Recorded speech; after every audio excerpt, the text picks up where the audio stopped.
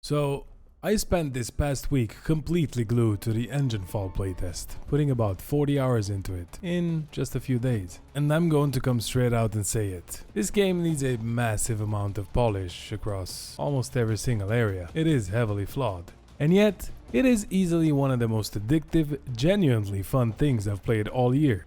If you haven't heard of it, the pitch is essentially Snowpiercer meets an extraction shooter wrapped inside a base building survival game. I know, it sounds like a lot of buzzwords mashed together, and usually when a game tries to spin that many plates, they all come down crashing. But Enginefall actually manages to find this incredible sweet spot between the tension of an extraction shooter and the long-term progression of a survival base builder. The idea is genius, the gameplay loop is phenomenal, but the execution, well, it's currently a bit of a train wreck. See what I did there? Let me break down the loop, the chaotic gunplay, the building mechanics, and why, despite getting absolutely owned and losing all my progression in 2 back-to-back raids, I still couldn't stop playing. Here is how a typical session goes. You go on a raid or an expedition, but you aren't dropping into a traditional open world map. You are dropping onto Titan trains. These trains are massive, sprawling, multi-level fortresses on rails. Now, normally in an extraction shooter, the pressure is constantly taken down. You run in, grab 3 pieces of scrap, panic because you hear footsteps, and sprint to the extract point 5 minutes later. Enginefall completely flips the script here, and honestly, it's a stroke of genius. You can stay on board a Titan train for up to 5 hours in a single session. You aren't trapped by a single life either. You can respawn multiple times during a raid, and you don't even have to physically leave the train to secure your hard-earned loot. They have these things called skyhooks. If you find some high-value items, you just head to a skyhook and extract your inventory straight out of the game while you stay behind to keep farming. While you're living on the Titan, the game forces you to pay attention to your surroundings. The environment itself tells the story. The whole train is split into classes, and you have to breach through each section to progress. Every class has multiple cars with different layouts, but only a few of them actually let you skyhook or extract. This creates a constant trade-off. Do you stay in the resource-rich car to loot, or do you push towards the car that actually lets you get out alive? You'll often find yourself weighed down by loot in a resource-heavy area, forced to plan a path to the nearest exit car before you get pinned down. Now, most cars have resource platforms on the main floor. Every now and then, these platforms slide open to reveal mining nodes, where you can easily get raw materials, relics, and even uranium that's used to make fuel for your own train. You don't have to stumble on them blindly either. There are digital message boards scattered across the cars displaying timers for when platforms will open or when resource dispensers will trigger. Plus, the train announcers will give you a 1-minute warning over the PA system before they open or close. It gives the whole environment this living, mechanical rhythm. It really feels like you're surviving inside a giant moving machine. Alright, now that we've praised the loop, let's talk about the areas where the game desperately needs to pull the emergency brake. Starting with the gunplay. To put it mildly, the combat needs a lot of work. Right now, it desperately needs to slow down. Currently, you can sprint forward, backward, sideways, every which way, and there is absolutely zero weight or movement inertia. If you ever played Rust in the early days, you know exactly what this feels like. Everyone is a hyper-reactive, vibrating box. In an open world game like Rust, when you're fighting on a wide open hill or in a dense forest, that kind of instant momentum movement is manageable. You actually have space to track your target. But in Enginefall, we are all stuck indoors, in tight, narrow train carriages. It gets absolutely crazy in close quarters. You constantly lose your target super fast because everyone is just zipping around the room like they've had 6 espressos. Half the time you'll be chasing one guy only to end up blasting someone else entirely just because people are flying across the screen so fast. Now, combine that with the lack of inertia, with the current playtest optimization, which means heavy desync and serious heat registration problems, and combat can quickly turn into a really frustrating experience.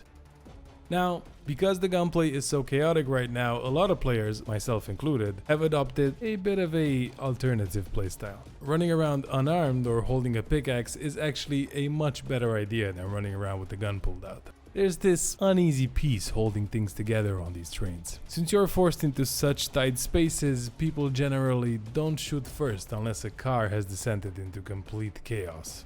Strangers will literally stand around waiting, knowing that the first person to pull the trigger is going to give everyone else a reasonable excuse to turn them into Swiss cheese. It's hilarious. Tense standoff that feels very unique to this game. Now let's talk about the feature that completely hooked me. The base building. This is where Enginefall does something I have never seen any other extraction shooter pull off. Your permanent home base isn't a static menu or a magical instanced bunker. It's your own personal mini train called a Dagger shuttle. The stuff you build on the Titan trains is transient. It's just a temporary outpost to help you survive that specific session. But the loot you extract goes into upgrading your Dagger. This is where you stash your loot and power up your character. The tech tree is surprisingly deep too. There are 3 tabs full of things to unlock and upgrade. It really gives you that satisfying long-term progression that a game like Arc Raiders just didn't quite hit for me. We actually spent a lot of time turning our Dagger into a proper fortress with weapon benches, armor stations, and solid storage. Now, the thing is, while riding the rails, you'll occasionally encounter other players' Dagger shuttles pulling up right alongside yours. And when you are side by side, both bases are fully raidable. It is incredibly addicting. Both parties have their actual homes and hard-earned infrastructure on the line at the exact same time, rather than a typical survival setup where a high-tier clan just griefs an offline solo player. Thankfully, offline raiding isn't a thing. Your Dagger is completely safe and untouchable when you're offline or away hitting a Titan train. And even if you get intercepted while you're on board, your core Dagger shuttle and main vault are always secure. However, anything you build or store in the rear carriage can be broken down or stolen if attackers bring enough explosives. So while you always have a baseline safety net, you still have a massive incentive to build smart and defend your moving home.